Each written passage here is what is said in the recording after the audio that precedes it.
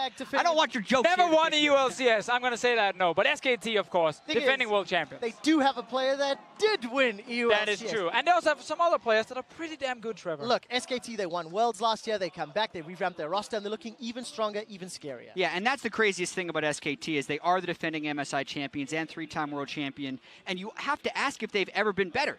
Right? They do continue to improve, and they're kind of using the snowball effect that normally exists with a 20-minute goal lead just in life because they continually get better, improve, and build on their experience. Yeah, after winning Worlds, they said, you know what, this roster is not good enough. Let's upgrade it. You know, let's get Huni, let's get Peanut as well, especially Peanut in the jungle. Here towards the end, it looked fantastic. What a great performance in the final from him. And Huni as well, obviously performing both on tanks and carries up in the top lane. Both these guys make way less mistakes compared to what we used to see. They're much more calm and collective, and they work well with the team. Yeah, so great to hear the growth. We'll talk a little bit more about G2 once we get into the game. And let's start by looking at their roster lineup. Of course, they will be starting on the blue side today with Expect in the top lane, Trick in the jungle, Perks in the mid, Sven Mithy, your AD carry support, and their coach, Youngbuck. SKT, we've just talked about their roster as well. You can see the players on stage. Yeah, gentlemen, we're about to jump in and pick some bans. So let's talk a little bit about the SKT roster and what can expect. Huni, Peanut, Faker, Bang, Wolf, and of course their coach, Koma. Yeah, absolutely. And the thing about SKT is there was once a time where you thought they were vulnerable, and you also kind of wonder how long they can sustain this dominance. Because if we look back to the group stage last year of MSI, they went 6-4 and moved into the bracket stage as the #4 seed. So they remember that, and they don't want that to happen again. Oh, that was back when, of course, there were some shaky games during the spring split. This one here, while they did lose to Samsung close to playoffs, once they actually got to the playoffs and they faced KT in that final, it was a 3-0 where, yes, SKT might struggle the first 10-15 minutes in those games against one of the best early game teams in the world, but they bounced back every single time. They absolutely did, and the analyst desk was talking about the MSI meta last year and how the range supports really started to take up. Let's talk about this year's meta. Patch 7.8, we're getting ready for picks and bans. So gentlemen, what are we expecting here?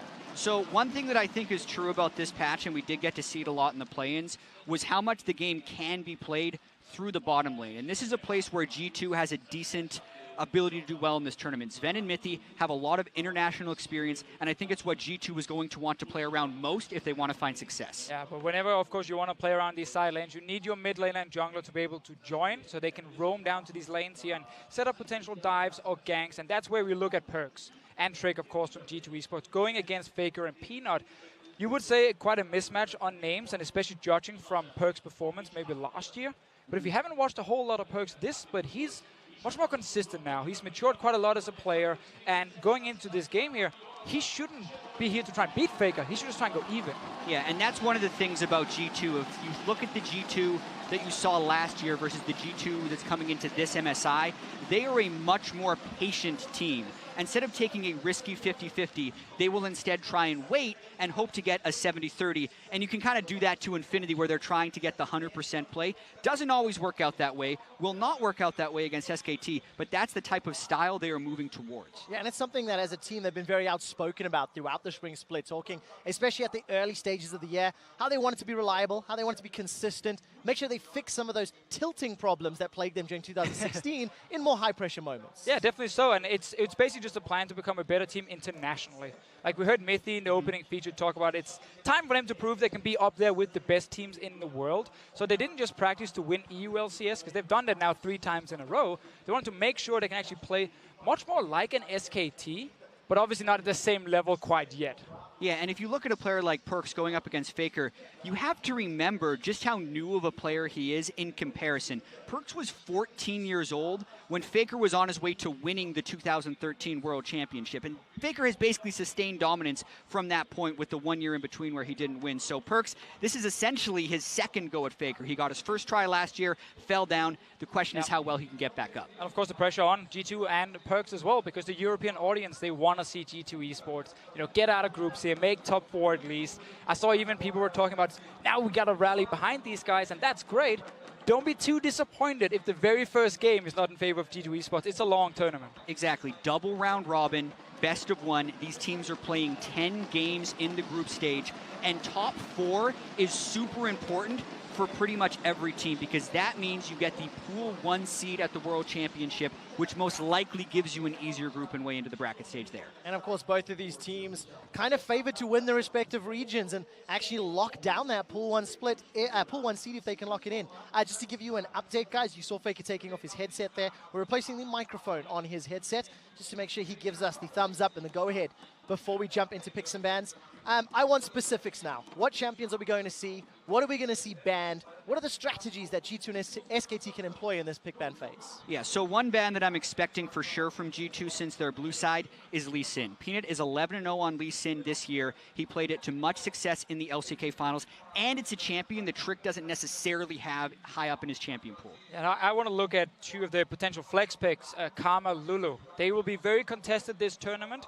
Teams have figured out you can't really give both over to one team, because then suddenly they run Joggermore comms or Twitch, and the late game is just unbeatable. Faker and SKT, they play both these champions. While G2 Esports in Europe, they didn't favor like Lulu mid, Karma mid very highly, except for one or two players.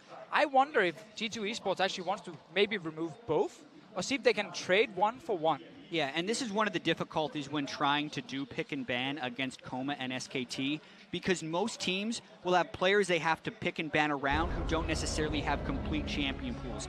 But every player on SKT has a complete mastery of the champions in the meta, so that allows SKT to leave a lot of things up to trade. So for instance, the shielding champions, Lulu, Ivern, and Karma, you need to prevent people from getting 2 out of 3 of those usually. So with the fact that G2 hasn't banned any and neither has SKT, could end up being very favorable for SKT in this draft. I'm expecting the Lee Sin to come in as the last ban for G2 Esports, unless they want to trade that early rotation Lee Sin for something else, because Trick is not the biggest Lee Sin player.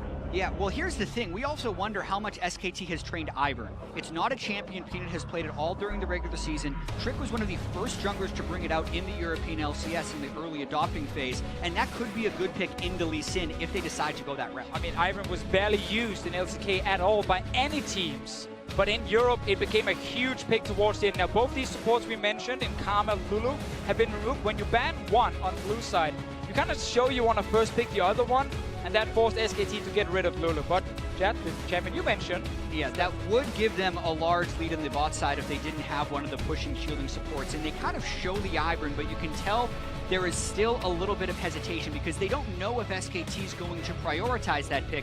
So I think G2 is hoping to go for the Ashe as kind of the best-in-class marksman down there and hope that SKT doesn't take Ivern with these next 2 picks. It would be a surprise if SKT locked in Ivern, so I think what G2 is doing is smart, kind of challenge them. You got to show it first here in the very first game. Ashe as well, quick touch on her. Safest laning AD carry right now. You can pick her against absolutely anything down in the bottom lane. And Wolf and Bang is a dual lane you really need to respect because they've been playing so well this split, and I think this is really good from G2. Challenge was issued by G2 regarding Ivern, and SKT have locked in Graves. So going to allow that Ivern through on the G2 side. Yeah, I do think this is interesting because Graves and Lee Sin, I feel like are Peanut's 2 best junglers. I think his Lee Sin is better, but Graves would be a better pick into Ivern. So I'm really curious to see where G2 responds with this. Funny story, actually. Whoa. Did he lock in the Lee? He did. That is a bit of a surprise from Trick. He has, of course, played Lee Sin during this split, but it was never one of his favorite picks. I like to call Trick a level 6 jungler, like Graves, Rengar, Ivern, champions where you farm to level 6 and then you really start having an impact on the map. Lee Sin now, this tells me that G2 wants to be very active early on and try and really see if they can get some advantages through the first few minutes. A lot of pressure on Trick. 3 times this year he's played Lee Sin, 2 wins and 1 loss. And he's going to be challenging SKT. Let's take a look. Phase 2 bans. Both bottom lanes have been locked in and jungler, so solo lane is left, and immediately the Fiora taken away. Just to talk about Fiora very quickly here, Expect is a guy that didn't get to show a whole lot at Worlds last year on the international stage, but now after another split, he's honestly improved quite a lot, and the team trusts him on carries. They put him on carries up in the top lane. SKT obviously been scouting that, and they're actually respecting Expect here. Yeah, and as far as the draft phase goes as well, there's the solo lanes for both teams that have yet to be locked in. And in these situations, I very heavily favor red side because they'll get to power pick one and then counter pick the next one. I think they're going to go Shen with the bans here, or Gragas as one of the picks here for Huni, because they're banning away GP, which is very traditional Shen counter, and Fiora does well against both the tanks. So I'm 100% expecting Shen or Gragas. I definitely feel like SKT is going to want to get some form of initiation. Shen isn't that great as a primary initiator, so I'd put a higher percentage on Gragas. They have the Varus, but aside from that, it's not that good. SKT, more than any other team, though, is able to play with low to no initiation. It's Galio! Oh, okay, like it, I like it. So G2 removed that Shen we talked about. And then suddenly SKT just pivot and say, you know what? We now want to play Galio. Would Faker play that in the mid lane, or is this definitely Huni in the top lane? It is a flex. This is something the analyst desk was talking about as well. You can, but I definitely feel like right now it's best served in the top lane. It's also really good into tank matchups because of his tremendous wave clear and the way his Q scales. So I would see it as a top laner, but we'll have to see. And now with Renekton locked in here, Huni will have the chance to try and counterpick it if there is a ranged top laner available for him to take against it, if he doesn't want to play the Galio. But Galio does offer wave clear. He can play really safe and passive in his laning phase, and then Faker might get his chance to counterpick the Orianna. Safe and passive if it's in the top lane. Under the assumption, Trick and Expect do not try gank him. Another early game laner. SK Telecom with their last pick. Will it be the Syndra? I mean, Syndra has been the highest presence mid laner on this patch. Presence means percentage of games picked or banned. And also it's something that is often banned against the best mid laners, and most mid laners need to prepare picks just to play against Syndra. So the fact that G2 went through this entire draft phase, and you could argue the Fizz would be a top lane ban, but essentially threw almost no bans towards Faker, is scary in itself, and Syndra is best in class in the mid lane. Yeah, sadly for Perkz, he couldn't take Syndra himself, even though it is one of his signature picks, because then Echo would have been available for Faker as a counter pick. So he had to go for Orianna as his blind mid laner. I'm excited though, because there's so many fun lanes to watch right now. Renekton against Galio up in top lane. Massive skill matchup in the bottom lane between Sven, Mithy, and Wolf and Bang. That's going to be so exciting. Yeah, how much can these teams play around the bottom side? And how aggressive is that bottom side willing to go? The Ashe Zyra has so much level 6 potential, but so does the Varus and Misfortune, so it can be very explosive when we get around 7 minutes into the game. Well, for G2 with the Renekton and the Lee Sin combination in the top half, I think they're expecting to be explosive. I feel like they're going to come out the gate swinging, try to send a message here on the international stage, try to send a message that they're here to play. If G2 wanted to play slow and steady, they would have locked in Iron. They're going for action with this comp here. And I think that's the big wild card here for G2 is what level is Trick's Lee Sin, because Lee Sin's not one of those champs you pick up in a couple weeks. This is something you have to spend your career mastering, so I really want to see how good it is right now for Trick at MSI. Now, we all want to see that. And for G2, they're going to need Trick to show up. There's the team composition on your screen for G2 Esports, reigning European LCS champions, and of course SKT, the reigning world champions, defending MSI champions. And LCK champions as well. They just keep accumulating titles. It's a question of how many they can get. Always pressure on SKT going into the tournament, because it will be a massive upset and disappointment if they don't suddenly win. That's, I guess, the only problem when you just keep winning and winning and winning. Talk about a first world problem of note there. To give you guys a quick update, there is a brief pause. As we've loaded into the game, you can see the technicians on stage there chatting to Sven, it looks like. And we'll get an update for you in a moment or two. When I look across summoner spells, there's nothing really that jumps out super surprising to me. Perkz got himself that flash cleanse. Yeah, I think cleanse here on Perkz is a small surprise. Normally you do that if you're against like an Elise jungle as well with Syndra. Now he's really respecting Faker's setup, but also later on he's respecting Varus. And he's engaged with the ult, because there is a lot of CC on the side of SKT, and as an Orianna, you don't offer that much mobility. If you're caught once in a fight, you most likely die. Yeah, get caught, get killed. Going to be problematic for Perkz. In terms of the pause, Sven is just querying and double-checking his masteries and runes that have loaded up. Yeah. The team is busy reviewing that one, and I'll keep you updated as I get more information. Yeah, it looks like they had the league official on stage checking to see if it was done in error, if it was done by mistake, or any of those things, and then the referees will then apply the rules from there. The team compositions will obviously stay the same, and it'll basically just be the question of whether or not he has Warlords or if he actually wants to go Fervor. I'd imagine with a lot of the attack speed Varus builds, Fervor is often the choice, since I've seen Blade of the Rune King and Hurricane so many times. So Warlords is his current Keystone Mastery right now, so we'll see if that ends up changing.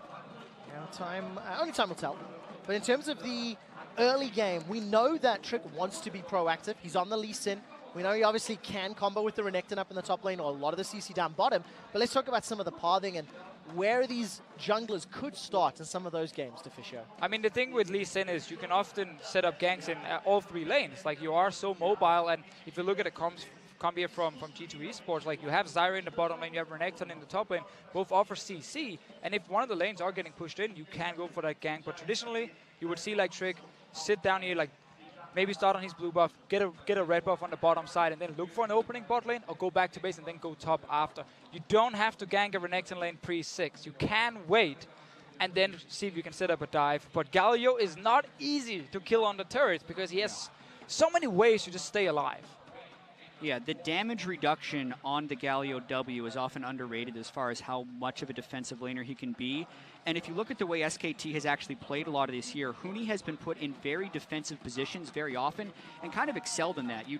People were very worried about whether Huni would be able to adapt to the SKT play style or not, because he was going to have to play tanks and he might not necessarily get a lot of jungle help. And he was, which is one of the most impressive things, and it allows SKT to kind of still absorb the pressure onto Faker. If too much goes into him, the side lanes start to excel, and that's been just so good for SKT this year. Yeah, Huni has said himself, he does not need to be a big carry on this team. Because if you look around, you have Faker, Peanut, Bang, like, there are star players everywhere, which means the more controlled and quote-unquote passive tank Huni is actually very effective. And it's fun to see, though, in the very first game at MSI. The guy used to just playing carries is now in Galio in his first game. Yeah, Galio in his first game played a number of tanks, obviously, over in the LCK. I have got an update that League officials have investigated, and unfortunately, there's a misclick from Sven in terms of... Great start, G2. And, you know, maybe it is some of those nerves. You know, I don't want to go too far forward. Sven, who's one of the rocks for G2 Esports, arguably one of the best players, if not the best player in Europe, has been for a long time. Yeah. Far and away the best ADC, and now he's going to be starting at a slight disadvantage, both in-game and maybe even psychologically. Sven was 1 point away from winning MVP in the EULCS regular season. If they want to take solace in this mistake, the fact that Warlord's Bloodlust is still a common marksman mastery, it's not like he's running in there with Windspeaker's Blessing or something, or Deathfire Touch on Ashe, so he can still have a solid game, but this is a very difficult thing. If you wonder about G2 and whether they can keep their morale up in this game, that's a very tough start. Have to look at his level 1 here from G2 Esports. Boy. They're already invading into Faker! Oh my god, have they got him? First blood onto Faker! And Trick as well. If you're wondering about a snowballing jungler, it could very well be that Lee Sin. That's a way to bounce back from a mastery mistake. Yeah, what a start now here. Let's see, Wolf is also hiding around the bushes. He will spot the guys from G2. Faker sitting in a position where he can't actually see around the corner in that little side brush, and he did not place a ward in the river, so he didn't notice G2 until they actually turned around and were right in front of him. Faker keeps accumulating titles. He's had 3 World Championships, an MSI champion, and now the fastest first blood in MSI history. Right there. That is a legendary player. Legendary player. Jet, I'm so excited to hear you say stats like that, because I was shot down for some of my exciting You stats. about dragons! ULCS finals. We'll get to talk about them. And yes, there's a replay of the vision. He sees right there, Mythic just in front of him, and then suddenly you can't really get out. It's a really perplexing play for me from Faker there. Normally the mid laner pushes up the mid lane so people can't sneak into that brush. So Faker, as the mid laner, knew he had no vision in the mid lane, yet was still waiting in that brush. Normally if someone's going to wait in that brush, you need someone in the mid lane. So that is just a misplay by SKT and Faker. Down the bottom lane here, we get MF against Zyra. This is funny enough a lane we saw all the time around the end of Worlds and start of the spring split as well. Then we received some nerfs, especially to Zyra. They were pretty impactful in the laning phase, but now returning once again. It is very much a skill matchup, and it's funny because Wolf has been one of the best performing members on SKT this split, but his partner as well has been doing so well. Yeah, thinking about the way SKT plays, Bang actually actually has the best stats of anyone on the team. His damage percentage is so much higher above the norm than it is in the mid or the top lane. His CS differentials are the same, so oftentimes Faker demands so much attention. And in the past, Bang and Wolf were just this bottom lane that you could throw a lot at, and they'd be resilient. Yet this year, they're doing a lot more aggressive, proactive plays and taking over games in their own right. They're going to have to bounce back from a small deficit this time around, chat. Trick is not yet backed to spend that first blood gold. Gonna do, looks to be a good first clear in this bottom quadrant of the jungle. Wants to go towards the top side here once he actually comes back from base. Look for a potential gank as well. Now, what you have to remember is when you have Renekton, you're going to be pushing the lane. And that always opens up for your jungle to also invade the enemy topside jungle. So, obviously, with now Lee Sin ending on that side of the map, near the Renekton, might set up a play for G2 Esports. But Peanut, well, he's saying, fine, I'm just going to take the bottom side instead. Yeah, and he's already hard farmed so well. He's incredibly experienced up, and with the bot side being empty, he has a good chance of trying to flank around the bottom side if he wanted to. Yeah, he knows Lee Sin will be top now by putting that ward on the Crux, the camp that we actually see taking the least of these jungle camps, because if you have done that full clear on the bottom side, Raptor, Red, Crux, then, well, you have no reason to be on the bottom side. So he's calling now, watch out, Huni, top side is where Lee Sin will be, and you have to now, of course, play a little bit, you know, scared, or at least respectful. We'll play a little bit safe. And Huni, you can see the wave pushing deep into it. He knows Faker's flash is down, so he's trying to do this ward jump gank. Oh, Sonic Wave connects. Faker manages to get some damage back in the tower. Tags on a Trick. Perk's just not in range. Wave is pushing against him. Now that looked very, very risky from Trick, just jumping in without any backup. But he's just poking down Faker, trying to force him back to base early to give the advantage to Perks. Lee Sin can still go back in his jungle, get some HP back. Bot lane trading as well. Oh, a lot of damage going down onto Bang and Wolf. Miffy actually aggressively walking through everything Wolf was throwing down. And as it stands, even Steven CS-wise. Faker with that first blood, currently down 10 CS. That little gank from Trick as well, helping out in his favor. Yeah, I do think that Peanut attempted to match. He also went to shove the mid lane. Now 4 minutes and 40 seconds. Trick just hit level 4. Peanut making another arrival in the mid lane. And Faker's actually ghosting, but realizes there's nothing there. Gonna find any opportunity this time around. All right, 5 minutes in. It's about an 800 gold lead here for G2. Trick's just gone back for the second time. Still looking to set up some plays and taking a look through some of the itemization. A couple of control wards on the side of SKT and the Forgotten Chapter there for Perks. Yeah, the Lost Chapter is what Trick did the gank for. They pushed Faker back before he could get there. Faker instead settles for a Doran's Ring and a refillable potion. So that's why Faker's actually doing another recall, because he doesn't want to fall too far behind the item curve. If they have a prolonged laning phase and one guy has the mana regeneration from the Lost Chapter and the other doesn't, Faker would actually lose pressure in that lane. And before the game started, we talked about how mid lane push is so important when you want to play around, especially the bottom side, but also the top side, because you can then roam first with your mid laner. Having that mana regen advantage actually allows Perks to push the mid lane pretty hard here and just constantly try and force Faker to trade mana with him. When Perks then wins out due to Lost Chapter, Perks might be able to roam first. And that can set up a play in the side lane for G2 Esports. I'm talking about that side lane. We've not actually looked at Expect and Huni much this game yet. Small advantage for Expect on the Renekton, somewhat expected. Anticipated in the Renekton versus Galio. Shockwave just for some poking here. Good stun in reply. Perks ends up losing the trade despite being a level down. Yeah, that is not a good trade to lose there, because he's so low that when Faker hits level 6, he has a lot of all-in potential, and that's what Faker's threatening with right now. He's only level 5, but if he hits level 6, just goes and tries to flash all. That pressure. Oh, Trick has to flash away. Unleashed power almost takes him down. Faker winning everything. That last minion refused to die right next to Faker. They actually gave him level 6 and would have forced Perks to flash before this one here. Faker knew he was going to hit that level 6, so he could just go all in for that trade. Really well played, and suddenly, trading mana against each other, it doesn't matter if you actually get the other guy to go back to base first. Kill threat is greater than mana. Yes, yeah. We prefer killing. Kill threat. Well, killing someone is the greatest CC, I've been told, in League of Legends. And maybe killing Faker for first blood, before a minute and a half, was a bad thing. Sent him into a bit of a rage to prove his point on a champion like Syndra, who really can take over the early game, if given the opportunities. Yeah, and I really want to see Trick get more involved. It really hurts G2, the fact that he went mid lane at level 5 and had to burn his flash defensively, because even if he's just trying to hit level 6 and wait to make that play, the kick is so much more threatening with flash up. So Trick falling behind the curve after picking up first blood. We just need to see now that G2 Esports are hitting level 6 across the lanes here. Really go for that kill in either top or the bottom lane. Now, Ashe obviously needs a little bit of more experience, but then once you have level 6, when you arrow as an Ashe here, if the enemy bot lane refuses to flash, well then suddenly the jungler shows up and you're gonna get another kill, potentially even a tower. That should be an opening. Sven level 6 now, Trick on the bottom side, but he's spotted by these wards here from SKT. Really good deep vision, as we so often see from the Korean team. That's going to allow SKT to even out this early game. Peanut's also making his way down bottom. Yeah, this is all due to the deep vision that Peanut knows there's going to be an arrow on the bottom side. Then Bang will not flash it, and he will actually take the fight instead. All right, Mithy's forced to back away. Very good flash. Gets out of range of the Chain of Corruption. Bang unable to lock anybody down. And here's Trick and Peanut both trying to alleviate the pressure in this lane. Yeah, and another example of how much these teams know the bottom lane matters. Peanut was killing Blue Buff and was about to hand it off to Faker, but knew he needed to get bottom lane for that Ashe level 6 just so he could match that pressure from Trick. So often we would have seen a Renekton lane receive a gank by now, but as we talked about earlier, killing Galio is very, very difficult, and especially on the tower. So G2 were looking for that bottom lane kill, but again, spotted by good vision and Peanut.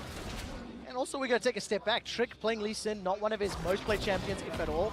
Not only is there questions around, you know, how he's going to perform on the champion, but then the team also has to interact with it. Huni tries to land that Justice Punch, but pulls it just a little short, and now expects under tower, going to do his best to farm it. And we haven't gotten to watch that lane much, but Huni is starting to take control. He was down about 15 CS at 6 minutes, and now has pulled to a CS advantage ever since getting that triple Doran's, but they go for the kill on a Bang. Summoner heal's already used, exhaust comes down, Bang flashes out of the Stranglethorns. Now Wolf is being forced back, the volley tags him out. Sven's gonna get another flash, and that's 4 summoners for only 1.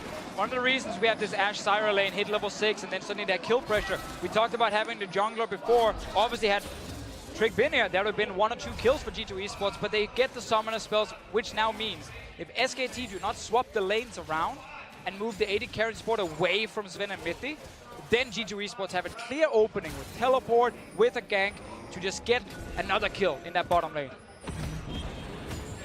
Luckily, SKT going to be able to respond with some tools. Huni sitting with teleports as well, going to have that ultimate to jump in and have that heroic entrance, if at all. But of course, those delays mean that it could play into G2's favor if they can get some of that burst damage down between the Lee Sin and the Orianna combos as well. We got 40 seconds on Sven's ulti right now. That is the timer that G2 are playing around. It's the timer SKT is playing around as well, because they know when that ulti is ready, they got to be careful. Exactly, and SKT may have a chance to preempt that. Bang has his ultimate up beforehand. If he can land that onto Mithy, who is flashless, while Peanut or someone else arrives with the gank, it can be a kill on the other side. So still a lot of bot lane focus in this game. And you can see now, if you look at the minimap, Expect is running back to his lane. He's saving teleport despite losing a wave, knowing bottom lane is where we're going to make that play. Faker is down here as well, roaming early. Everyone is just ready for this potential 5-on-5. That's what they're looking forward to. The hawk shot from Sven spotted Faker out.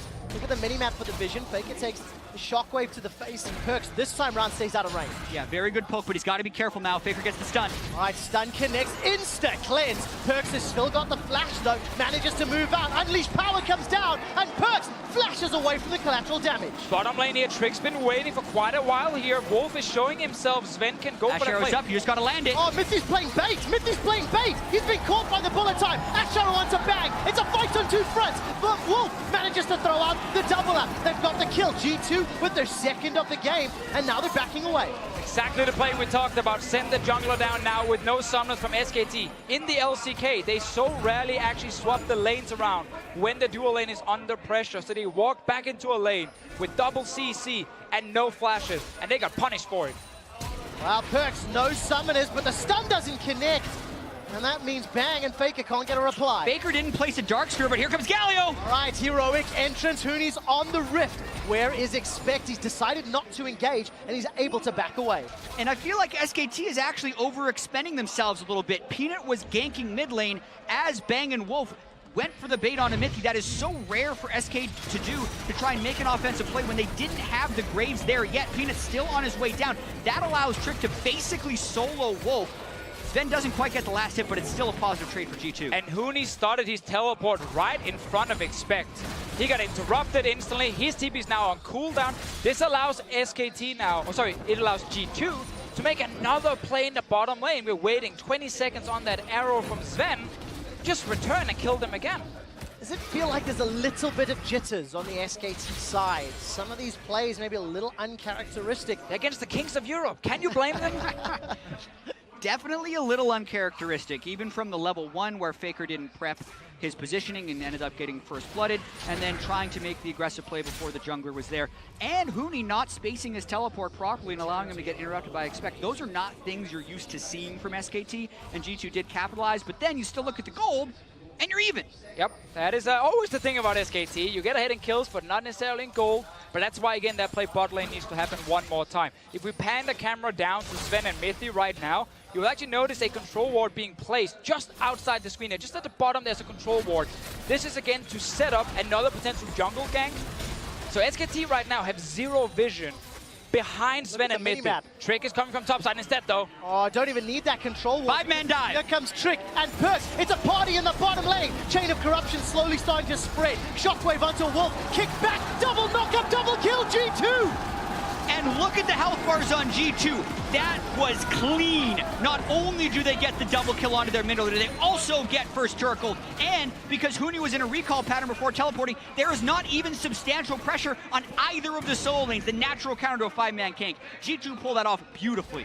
It's the around the mid lane to hold here, but Huni with the big minion wave trying to take down this tower in time.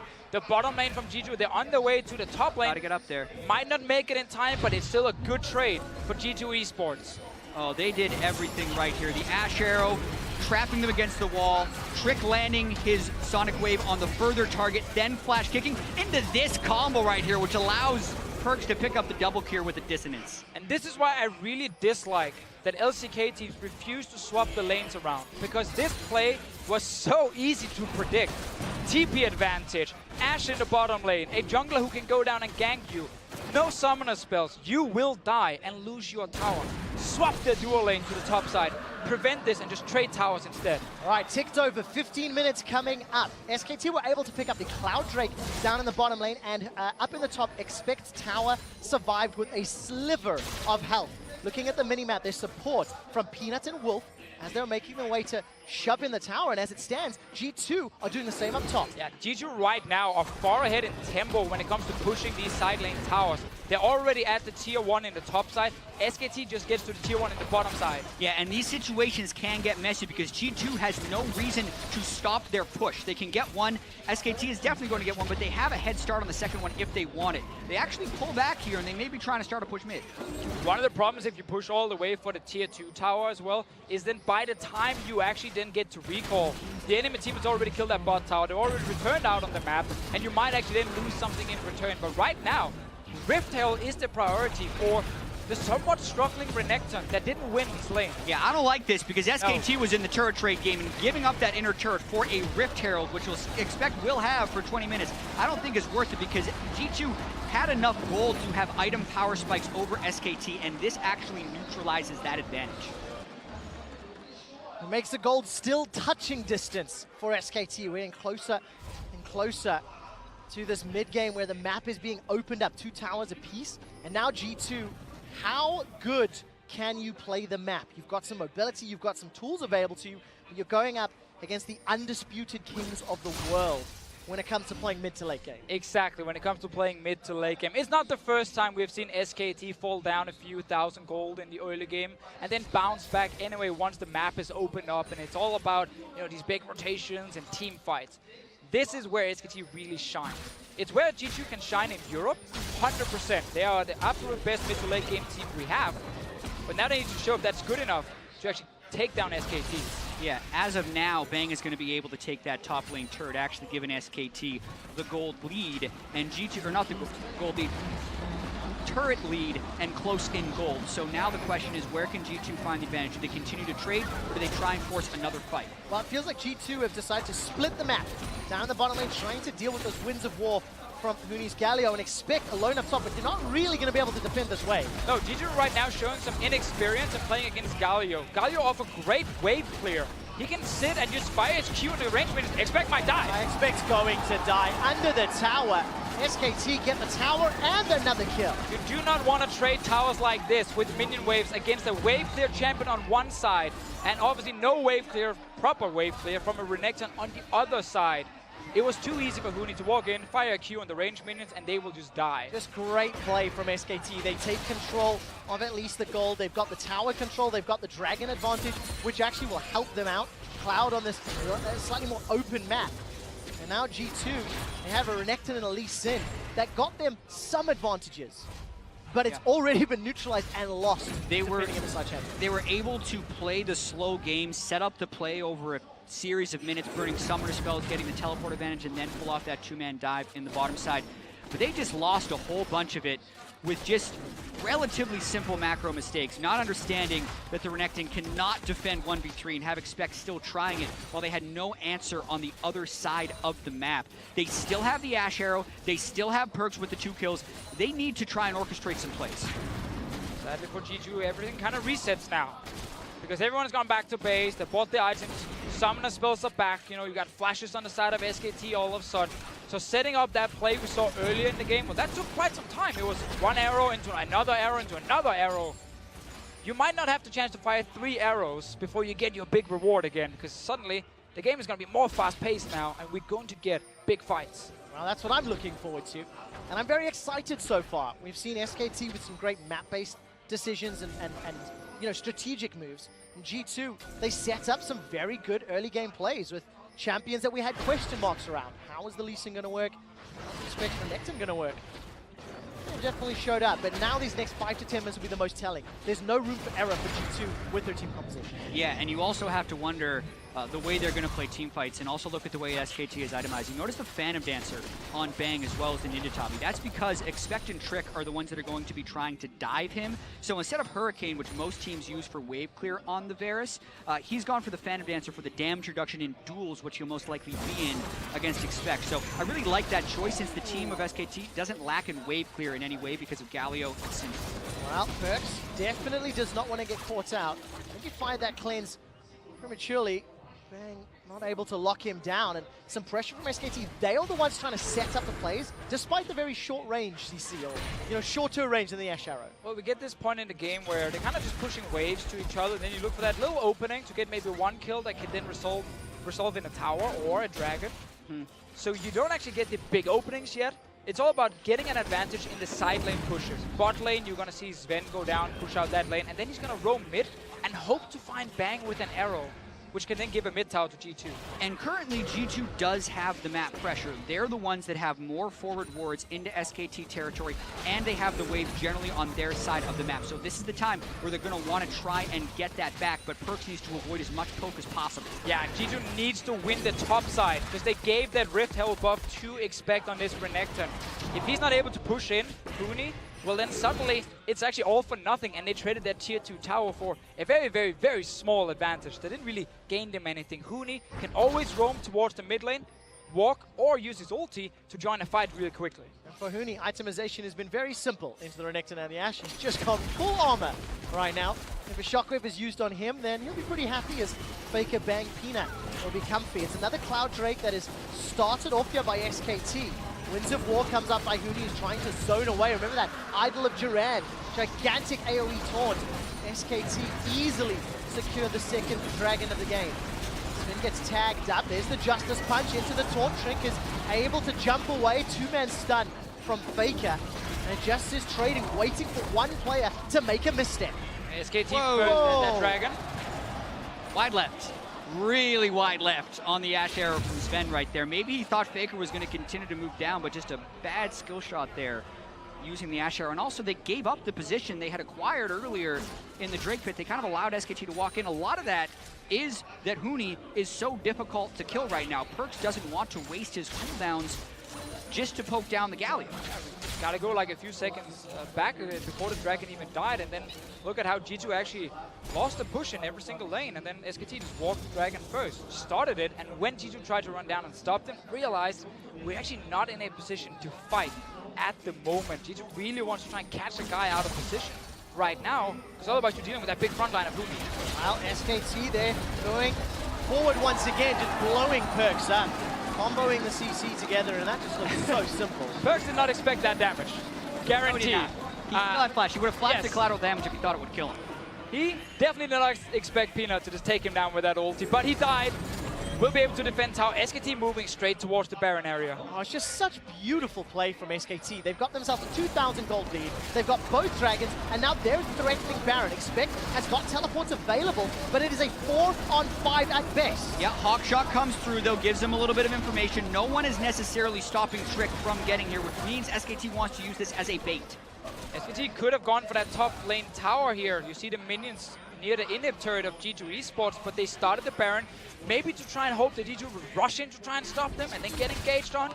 But G2 actually played that really well. They just slowed down and said, you're actually not going to kill that, you're just going to take a lot of damage. Very difficult to do a 22-minute Baron, especially with this team comp of SKT that doesn't have any necessary Baron shredders like a Cassiopeia, Callista, or Vayne. So good job by G2 to just patiently wait it out, push the top lane, Hawkshot in, and kind of dare SKT to stay on Baron, because if SKT would have stayed on Baron, they would have been so low that G2 actually could have won that 4v5.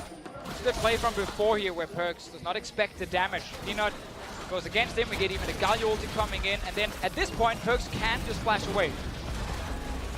Yeah, it looked like Wolf got the Thunderlord's proc from his Make It Rain, which was just enough right before the collateral damage hits, so Perks unlucky.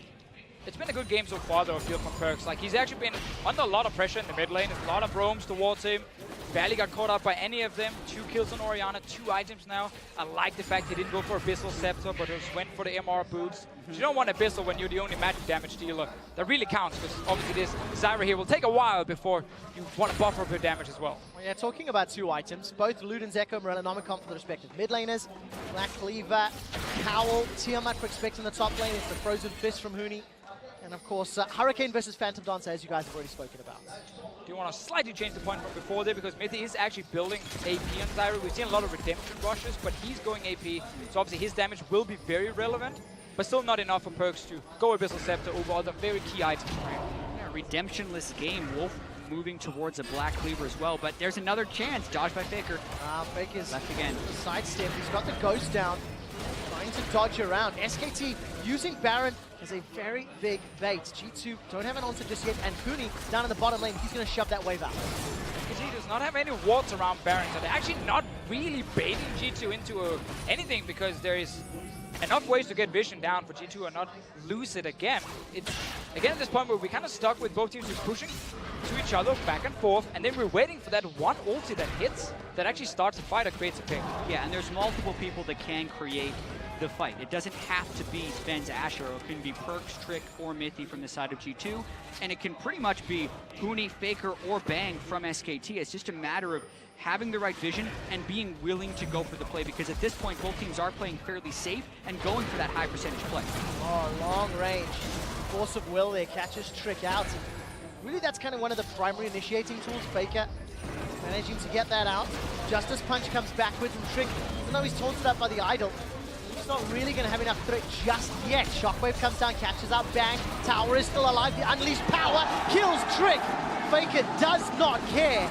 And now SKT wait for the next minion wave, or maybe they're peeling towards River. Well, Siege is just so strong for SKT with MF, Varus, Graves, and Syndra, and G2 with this Renekton just not able to win the side lane. So they're forced to just sit and try and defend against all the pokes. All right, Sven gets caught out by the taunt. Mithy's going to be the target though on the back end. Huni continues to focus down the members of G2. Bullet time is going to shred G2 as much as it can, but Expect manages to survive. It's a 1-for-2 trade. At the end of the day, SKT maintain pressure, extend their lead, and they are the ones dictating the map. Yeah, SKT is setting up shop in that mid lane and making plays happen. What was interesting there, though, is SKT was on a different beat than Faker. Huni flashed over the Raptor pit, I believe, to get that taunt, but Faker was pushing top lane. So if you're wondering why that fight didn't just slide all the way over to SKT's favor, is because they didn't actually have as much damage follow-up as you would think. We're going to go back all the way to the start of this one. Yeah, Huni able to move first from the bottom lane. We're expecting still trying to kill the minions, meaning now SKT with 5 members mid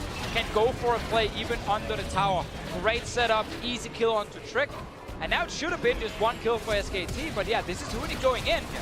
He just punched and then flash ultimate. But if you notice, the rest of SKT still need to get minions to the turret. Huni ends up dying in an extended 1-for-1 trade just based off of Huni's flash.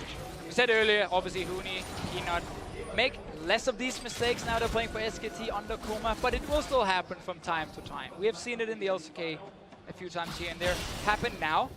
Overall though, SKT with the Siege comp. They're also winning the side lane with this Galio pick. It's been doing really well. It actually means that G2 needs to find a TP location for Expect so he can join the fight. If they're not able to get him into a fight with a proper TP flank, his value in this game will just keep going down and down and down compared to the Galio. It's one of the oldest stories in competitive League of Legends, Renekton in the late game.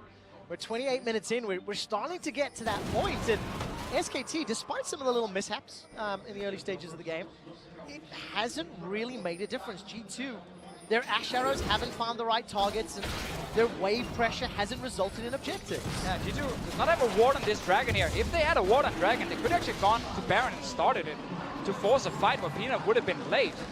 But they didn't actually see him take it down until now, and then it's obviously a little bit too late. Yeah, and I do feel like G2's Drake control has been mostly non-existent, and that does consistently hurt them. Can they get an Ash arrow? Oh. Well, you can't catch the strut. Yeah.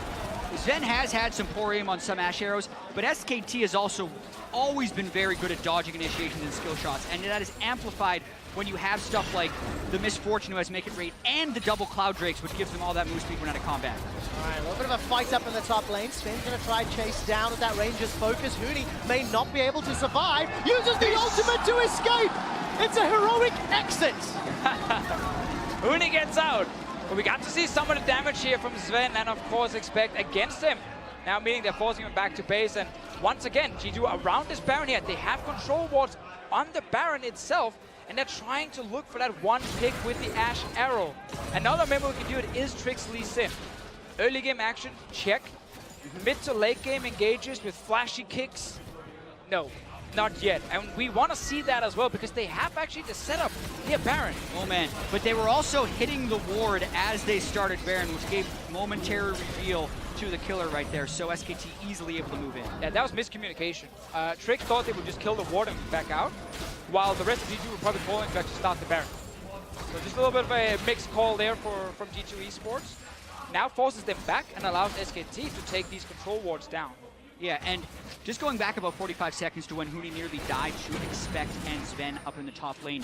Despite Huni having 330 armor, which he's itemized almost exclusively, he still was getting relatively shredded through. It's about 5 to 10 seconds for the two of them to kill him because they have the Black Cleaver shred from Expect as well as the Last Whisper and Blade of the Rune King already from Sven. So if they can catch him in isolated situations, by no means is he unkillable. But that time frame, 5 to 10 seconds, is far too long in a big team fight. Well, there's two caveats there. If they can catch him alone, and if they can get 10 seconds to get through the front line. And of course, with Bang, itemizing with that slightly defensive Ninja Tabi and Phantom Dancer, maybe he can fend off any pressure from Trick early on. Look, it's still a 3,000 gold game here for SKT. They got their third dragon a little while ago. There'll still be one more Cloud before Elder. And SKT can quite literally run circles around G2 right now. Well, I'm still very glad to see G2 go back towards this Baron setup here and actually be allowed to set up these control wards, because it is really the way for them to win the game. Force and engage without SKT having proper vision. And then suddenly that 3k gold lead might not mean a lot if one guy from SKT dies instantly. Yeah, exactly. The gold is still close as well, and there's no cleanses or Mikhails anywhere on SKT. So even though Sven hasn't landed the arrow yet, if he lands the right one, it could be big. All right, Trick is caught up by the Chain of Corruption, though. He was looking for Peanut. Huni's now going to Justice Punch forward, and Perks is able to sidestep, but the tower's the focus. Yeah, SKT have a ton of control now. Look at the low health bars already on G2, so SKT is pretty much entirely full, pushing up mid lane, and they can always fade back for Baron. Watch Huni just control whatever space he walks into because he's so tanky. Now there's simply no threat or response to the threat for G2. SKT take their 6th tower of the game. There is nothing left outside the base for G2, but G2 Esports, they have not given up just yet. Oh, this could get so risky. Trick is going to dash forward to the Sonic Wave. Bullet time comes down. Look at Perks waiting in the wings, looking for a Shockwave. Hooney's being shredded. He's had the 5, the 6, the 7 seconds. Shockwave tags him down, but SKT simply not dead yet, and Expect is way too late to the party. We've seen this now multiple times. G2 are trying to set up a play, they fail the execution, and then SKT just respond by saying, great, we either get a kill or a tower from you guys. And they just respond so well to that missed opportunity from G2 Esports. It started with the arrow from Sven, and then Trick couldn't land his Sonic Wave. He had to then back away, and suddenly you had no position in mid. And SKT can return to the offensive right now. Hooney coming in. Perks is in so much trouble. Collateral damage takes him down. Hooney's looking for more. Already used the taunt though, and teleport in for the kill. What is the objective SKT want right now? Gonna be a kick backwards. Okay, 10 seconds is the timer. 9, 8, Hooney's being killed, but there's not enough time. G2 don't have the damage, and Trick goes down to Peanuts. And if taking Perks down wasn't enough to force a 5-man Baron, taking down the enemy jungler probably is. Faker going to continue to threaten people with Syndra because the rest of the team can turn and burn this Baron. Such exceptional play from SKT. The remaining members of G2 trying to make their way up to the mid lane. Actually, zero contest on this Baron. Expect instead is going to farm out that gigantic wave in the top lane. And the coffin has been laid out. SKT with Baron looking to close it. Yeah, I'm glad we get to see Galio, first game here in the group stage. We saw it a lot in the play-ins, a lot of good performances from him. He won almost every single game except for one. And Hooney in this game here, he survived the laning phase against Expect. He's been able to actually push the side lane consistently. And then he's just roamed to mid lane every single time and tried to look for some of these picks here with his taunt. Yeah, right place, right time, and you compare the teamfight presence of Expect versus Hooney, and it's not even close. Now he has the Spirit Visage as well, so Perks won't have any chance of bursting. We even saw in that last fight when Hooney just had the Kindle Gem, the Shockwave barely scratched him. So add that to the fact that SKT is approaching 4 items on Faker. They still have a lot of damage from Bang, and they're just going to continue to try and move around this map and dictate the pace to G2. I think if you, step back and you look at the game as a whole as we get close to 35 minutes, this is somewhat what was expected coming in. I think G2 looked pretty good in the early stages of the game, but SKT, their poise, their control, their response to everything G2 threw at them, this is the reason. They're the defending world champions, the defending MSI champions, the #1 team in the world. It didn't even cost them anything despite some of their uncharacteristic mistakes. Yeah, I mean, it's what we talked about coming into the game, how starting out with SKT often means that you will get your first loss very early on. But SKT has, of course, dropped games in the past in group stages, in best of ones. But in this one here, they've actually been able to just punish G2 Esports in this mid to late game. Because it's been engages from G2 that backfired, were missed Ash arrows, or Lee Sin never really finding a way to the back line. And then SKT have just been playing that slow and steady game where we're just going to take your towers. Yeah, I will say Trick has never been able to find any of those flanks, and that was a big question when they picked it early. They could have had more late-game reliability, or even mid-game reliability, had they gone with something like the Ivern, but they opted not to, and the small early game lead they may have gotten with him is negated here by the way SKT is playing the map. Yeah, the play style that G2 actually put into the Rift today has been benefited with an Ivern instead. However, that is hindsight. That's something they'll have to talk about. Remember, G2 will play another game later today, as will SKT.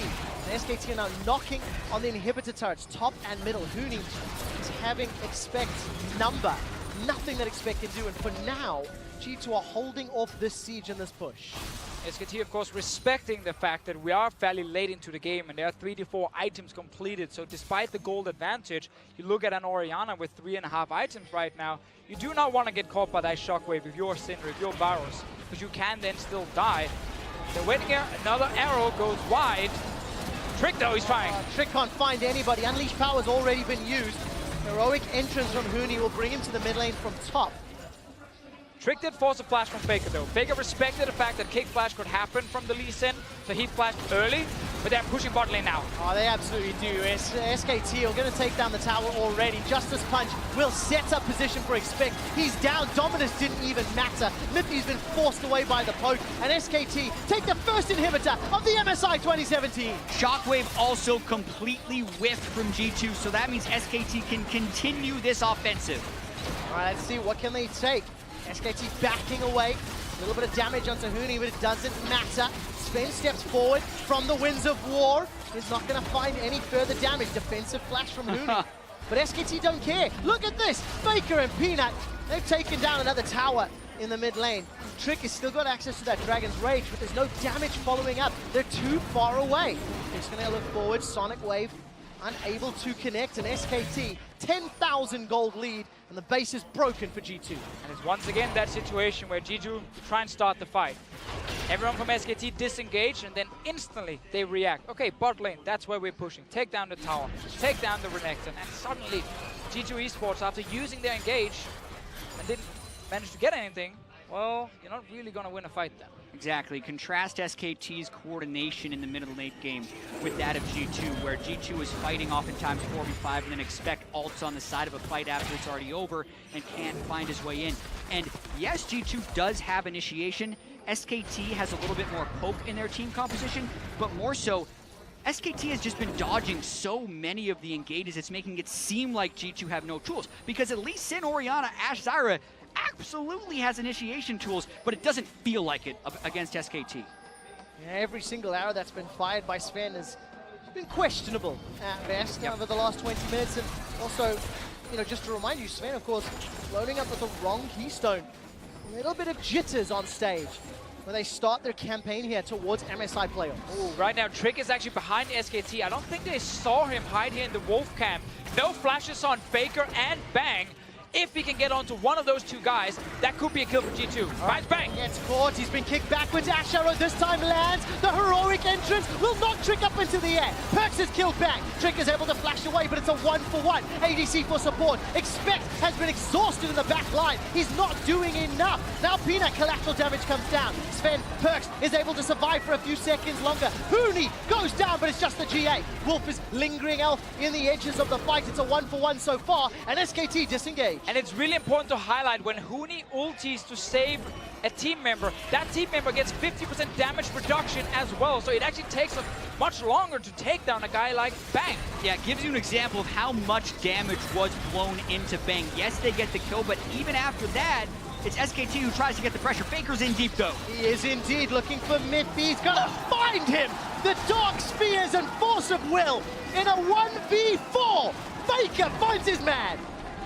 Faker always finds a way. He gives up first blood. Mithy says it's unfair. He then starts a 2v1. Goes in 1v4, finishes off Mithy, and what are you gonna do? Good to see Trick, though, finally actually find the backline in the last fight. Obviously, just to change that, it is 40% damage reduction from Huni when he comes in. Doesn't change a whole lot, and it was enough to obviously try and buy time for SKT. 1-for-1 fight, in the end 2-for-1 with Faker's play. 2-for-1 with Faker's play, and unfortunately for G2, it is just too late. They needed those fights, those picks 20 minutes ago. To give you a quick update about the pause, Miffy is querying one of the skill shots landing. I believe his E has requested a review. Yeah, he said his E should have landed. Paused is asking for the review, so they are currently reviewing that. I would think we're going to get a replay. We can try and make a judgment on that as well. He also died, so I wonder if he was dead in the I didn't see it super clearly, but that's obviously what they're reviewing right now. We'll keep a close eye on that and keep you updated. 40 minutes into the game, G2 finally make this combination work. Took them long enough. It did. But I think you have to step back and look at this. G2 also making a statement this game, right? Huni with the Galio, maybe a little surprising, but the Lee Sin for Trick, he's had some good plays. The early game setup was clean. And for G2, they're okay at the start, although they were expected to lose. Heavy underdogs this match. Yeah, I mean, holding on for now and trying to go even in these late game fights is obviously a good thing from G2. Problem is they're just always losing a little bit more. Like whenever they trade 1-for-1, it's also an inhib for SKT, or maybe that's a kill follow-up. Let's see the fight from before. Yeah, we're going to get to see. So what we're paused for is watch Mithy's E. Should it have hit Faker? No. That seemed Looked like Faker just sidestepped it. Definitely seemed like the stun was over. Yep. Faker got to move again. And of course, the E from Mithy seemed to hit where Faker was actually stunned before. I also think I saw Faker just throw down his Ghost as well. Just giving that a little bit of extra movement speed. We'll wait for the league officials to give us the final call, but at least to our eyes, it feels like that was a miss. Yeah, League Ops has determined it should not have hit, so they're getting ready check, and we should be right back into the game. I think one of the bigger stories for SKT this game, though, is yes, we had some missteps from Faker early. We had the SKT bottom lane going a little over aggressive at times, but I thought Peanut and Huni have been completely on point. Huni has commanded so much presence, and Peanut has been the one sneaking in those kills at the back end, not to mention heavily out-pressured and out-farmed Trick throughout this game. Oh yes, been a big difference in the top lane. I actually think G2 are a little bit surprised at what Galio brings to the table. Not saying they don't understand what the champion is doing, but we saw moments where they would try and like trade tower pushes, and then Galio would just wave clear it. They probably didn't respect that part.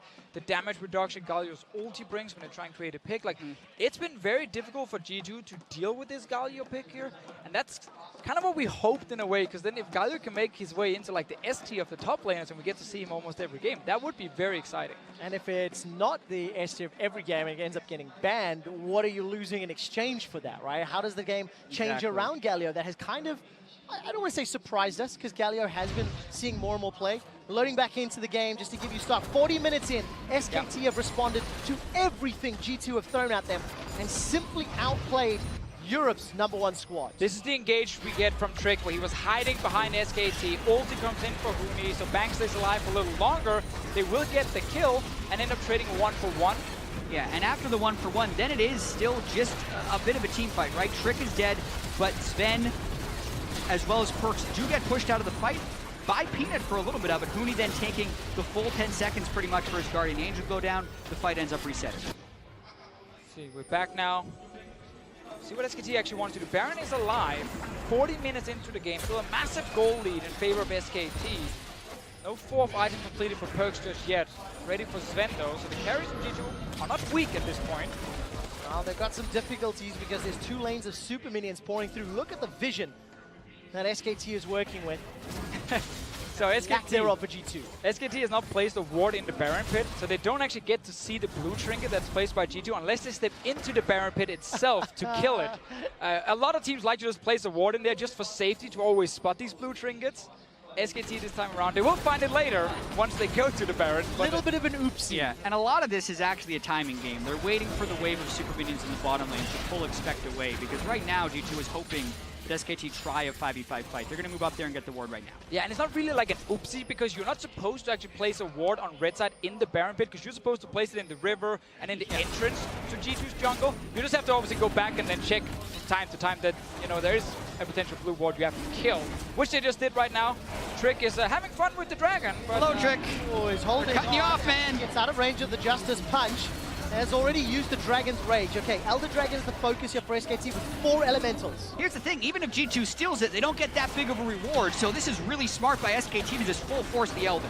They're going to secure it uncontested here. Shockwave actually was thrown down. That means it was contested, but Peanut easily able to secure that with the smite.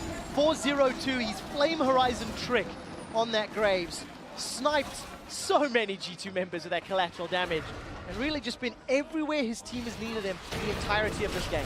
G2 now needs to give up this Baron against a 4-Drake Elder Drake. It's not exactly what you want to fight right now, but they will be forced into some sort of team fight, because SKT with Baron buff Elder Drake as well, plus their advantage will just force it. Yeah, SKT did that exactly right. They get the Elder Drake, they get the Baron, they empowered recall, they elixir up because multiple people were sitting on max items. You even see a serrated Dirk coming in from Wolf. Now they can just five-man push down those inhibitors once again. Probably even go for inhibitor number 3 and try and get the full, complete victory. G2 here trying to set up a Fnatic Death Rush. Problem for them is right now, SKT are just pushing top and mid lane. So when there are no doors on your house, you cannot sit in the backyard of your enemy and hope that they'll be setting up a barbecue. Anyways, SKT with Baron empowered minions and 1-2 cannons up in this top lane. They're just going to try apply some pressure. Huni is throwing out those winds of war from the flank of G2, and it feels like just a matter of time until somebody gets caught out here, or Sven decides to throw down the arrow. It catches onto Wolf. Huni's coming in from the side. Heroic entrance will save Peanut's life, and Expect is the man that goes down. He's already been popped at G8. Not going to be used. As it stands, SKT will take a third inhibitor. The bottom one has respawned, so will the middle one very, very soon. Really got to see the damage reduction of the Galio ult come in huge there, because Peanut looked like he was way further up than he should have been, but he still survives thanks to Galio and the heal from Bang, and this allows SKT to take down their third inhibitor and prep the final push. Such beautiful play from SKT. A little bit longer than maybe some people would have expected. Credit to G2 for making that happen, but as it stands, they just ran out of ammunition in the mid-game. SKT, Baron, and Elder sieging down the Nexus turret. Trick's gonna look forward, he finds a kick onto Bang, but the roof misses once again. Mythicon lock him down, so Bang survives. Nexus turret number 1 is down. Trick's trying to buy time. The Nexus is the focus, and SK Telecom stopped their campaign for MSI 2017. Mid to late game, SKT managed to punish G2 Esports whenever there were a failed engage, missed skill shot. So often did we see it in this game from G2 Esports, and every single time SKT took a kill, a dragon, or a tower. And so many times, SKT was able to find the right fight, in part because they never let the opponent do the same. They're so good at dodging any initiation G2 was trying to throw at them. After there was that 5-man dive from G2 on the bottom turret in the early game, that was pretty much it as far as proactive plays that G2 could make, and the rest of the game was all SKT. And that is an exciting time for an SKT fan. And we need to see who's going to compete with them, right? SKT traditionally a little bit slow out of the gates. Made a few mistakes today, but really not that bad in the grand scheme of things. And what was a lot of pressure. Yeah, I mean, it's your first game right now of the tournament for SKT. It's fine if it's a little bit shaky here and there. It's the standard, honestly, for them. If they get the win, that's the important part. A big yawn from Wolf. Like, oh, here we are again. I guess that was 44 minutes. That was longer than we expected. Their average game time was much lower this year, but you can tell SKT knows they're in for the long haul. Peanut attending his first MSI as Huni, the happier of the team with the win. Yeah, of course, Huni played MSI 2 years ago, lost to SKT. Now he's playing for SKT, taking down the sort of, debut famous region. Yes, played in LCK prior to EU, but it was really with Fnatic where Huni began to win the hearts of the West, and now he's crushing them. Yeah. Means a lot for him, because that's the thing about Huni, was on the practice squads of Samsung and SKT, never got to play that first game in the LCK before he actually came to Europe and made a name for himself. But yeah, I like the Galio a lot. I like his performance on it. I like Peanut in the jungle as well in this game here. Fun to see it wasn't about, Bang, who we talked so much about earlier in this game here. Faker, of course, did Faker things. Yeah, Bang actually played this game very defensively, even with Sven coming in without fervor on Ashe. They were the ones heavily attacked. It was kind of the old school Bang & Wolf used to just absorb the pressure and allow the rest of the team. And there was so much pressure to absorb. G2 made it very clear which lane they were prioritizing and focusing. So SKT, they start with the win. G2 do not. G2 will be playing Flash Wolves a little later today. Yep. I don't think they walk away with their heads too far down. They were the expected underdogs in this one, and they put up a little bit of a fight. Yeah, I think they had to run into a lot of adversity early on in this game, right? Taking the wrong mastery on Sven. They did jump out to an early lead. This is the type of game you'd almost want to have if you weren't going to win. They had advantages. They know they can build off them, and they have actionable things that they can clean up, right? So expect needs to play a little bit better with the team, and they need to find better initiations. It's not a bad thing to face SKT as your very first game, because it is your first game on stage. If you lose, well, you play against SKT, so it would probably been a loss anyway. Flash Wolves, though, is also tough, and that's the thing. G2 Esports probably the toughest opening schedule, and they are a team with a lot of pressure on them, and I can see, when you're potentially 0-2, it can get difficult. I want to talk a little bit more about this Galio pick, because in all of our prep coming in, yes, we talked a little bit about Galio, but to expect it that early in the draft, to expect it that early in the tournament, let me rephrase that, and then see how well Huni plays it. Does that send big alarm signals to everybody else? Like, hey, if you haven't practiced this or prepared it, you've made a mistake? Huni usually prepares a pick for MSI. Last year was Cassiopeia. This year, 2 years ago. 2 years ago, it's Cassiopeia. Maybe this year it's Galio, and what else? He can play most anything. What's impressive here is he did the most damage in the game with the top lane tank Galio. So yeah, a lot of that's going to be going into Renekton. Yeah, sure. He was just poking a bunch in team fights, and it was Huni just moving around. Every time he's absorbing damage, he's turning some of that back around. Yeah. So very impressive game by Huni. We have to remember, we saw Galio in the LPL where he wasn't able for playoffs. And in the play-ins last week. In the play-ins as well, we saw him as well. So people knew that he was a strong pick, But when talking to a lot of the top laners, very mixed opinions. Some were like, nah, I don't really like him at all. He's not a main engage, not really my kind of style. Others were like, no, actually, this guy's really strong. His landing phase is good. He can push lanes. And then when he joins fights, you can see the impact. We might see more and more people, as the tournament progresses, kind of turn towards the, okay, Galio is actually very strong. Let's all start playing him. Because this was a very good first performance. Well, we're going to find out. That was game 1 of MSI Groups in the books. And after the SKT win to start the group stage, let's meet up with Shox on stage, who's standing by with a very familiar face in the top lane. Thank you very much. Indeed, a very familiar face, and I'm very happy to be speaking to Huni once again, and congratulations. First up on this victory, and this is your first international tournament in a long time. There are so many expectations on you and on SKT, so how important was it to win that first game? Yeah, my last international tournament was the 2015 when I was in Fnatic.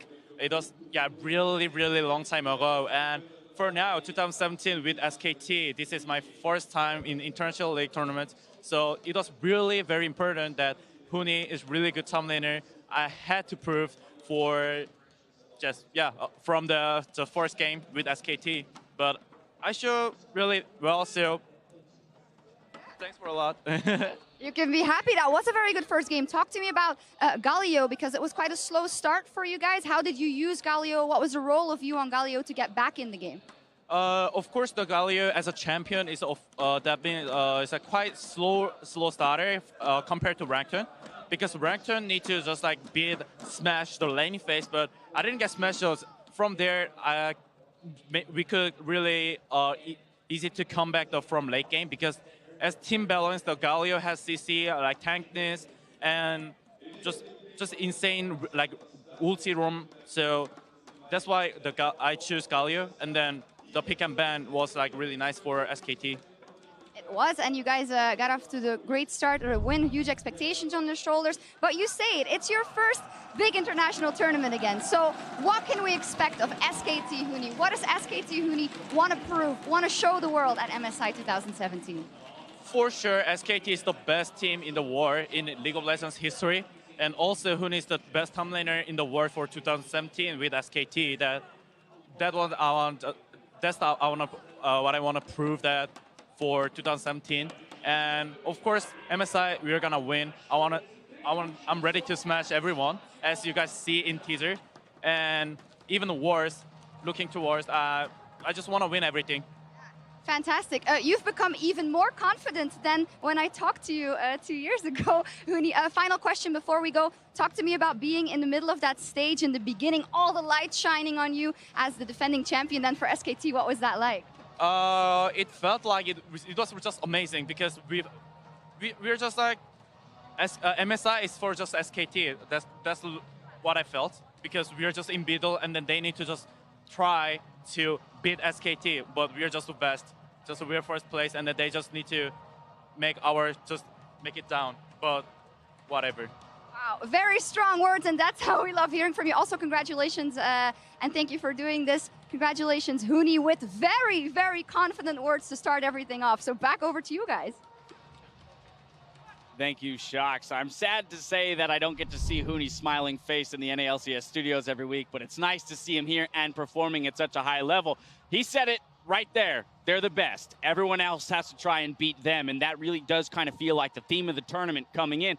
G2 takes their best swing at it here in game 1. They missed the mark. Just to be clear, though, this is not Huni acting for the cameras. I see this guy around the OGN studios every week. He is the same behind the camera as he is in front of it. He's a very confident guy, and when you're on SKT, it's easy to be confident. Absolutely. Let's dive into it. Let's talk about Champion Select. Beginning of the day, we talked about the Galio. I know you're not entirely sold on the Pickazel. How'd you feel about it here? This time shown with 3 ADCs and the Syndra in the mid lane. I think it made a lot of sense in this draft. So when I saw Fiora and GP banned out, I think those are two picks that are very strong against the Galio. Fiora, it's ridiculously easy to parry the punch every single time. You're going to outscale. GP, similarly, can very easily farm and kind of outscale. So I think when I saw that, and the fact that they're running a lot of dive on G2, this is kind of like the counter engage. You have a powerful sieging comp, you have pushing lanes, and you have this champion, which is supposed to answer the Lee Sin and the Ashe, kind of diving in and taking out your backline. Absolutely. But all that said, G2 got off to a pretty good start. Let's look at the fact that they got 4 early kills picked up across the map in a way that shows they recognize their win conditions and where they can get kills. And here's the thing, like, there's so much pressure in all of these lanes. You take a look at the top lane, you can see that Galio's got Renekton shoved in. You look at the bot lane, it was Bang and Wolf that were playing for before they were punished by this arrow. This was pretty much the only play that they could make, is to throw it. Now, this seems random, but I actually love this from Perkz. He knows that they can only play off of the arrow, punishing those summoner spells that they burn before. So he throws the ultimate at Faker to draw Peanut and to hold Faker in that lane, so they make sure that they get the 3v2 initially in the bottom lane. That sets this up later on. And it's poetry in motion on this turret dive. This is what we saw so often in the start of the season, was drawing in the tank from the top lane, making the turret dive. That part was great, but you come back to the draft, as you said, 380 carries, and Galio, who just chills next to the turret, throws out Q, wave clears very safely.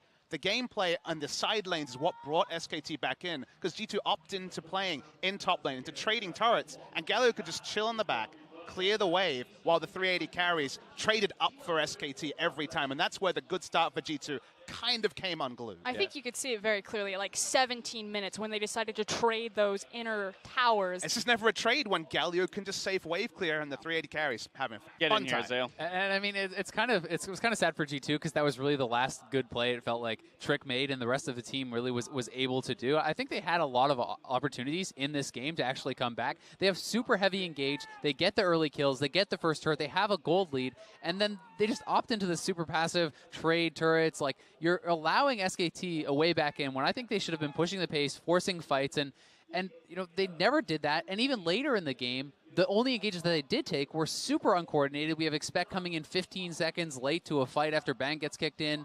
Galio is getting flash kicked in. Like, it just felt like they didn't really know what to do. And to your point, we fast forward to that 31-minute mark sometime into the game after a fair amount of inaction, and we see now when G2 goes for those plays, they've given SKT too much time to scale up and react. And it's also that siege comp really coming online that Azale was talking about before. So the cooldown comes out, they don't get anything off of the Ashe arrow, and now G2's composition is pretty much on the back foot. They don't have any of those engage options. They can't do anything. And now this up-tempo siege comp just gets to walk down all these towers. This is 380 carries, Misfortune, Graves, and Varus. But the value of Galio is so huge. You could see just clogging the choke. They couldn't walk in. That's why the second turret came down. And you have to look at G2 and go, okay, Ashe, Lee Sin as a ball carrier, Orianna there as well. It's all about engage, so why they, in the mid-game, opted into trading turrets, and then it felt like Trick, after missing a couple of Qs, after missing some opportunities, he wouldn't pull the trigger, and all the initiation really counted for nothing. That's 0 kills on like a 2.5K gold swing just off of that play.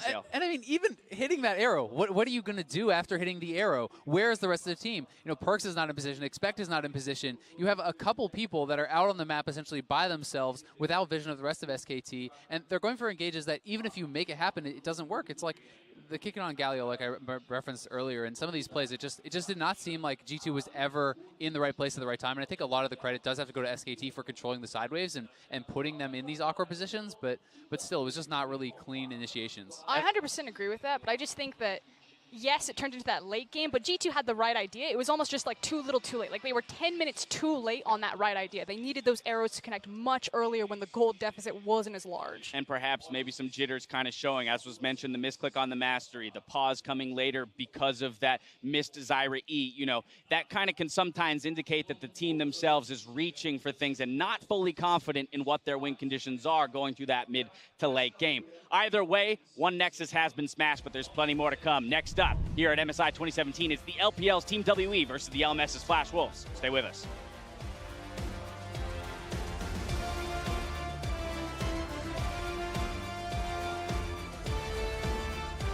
Now, meet our contenders here in the 2017 League of Legends Mid-Season Invitational. Fading into Faker! Oh my god, have they got him? First blood onto Faker!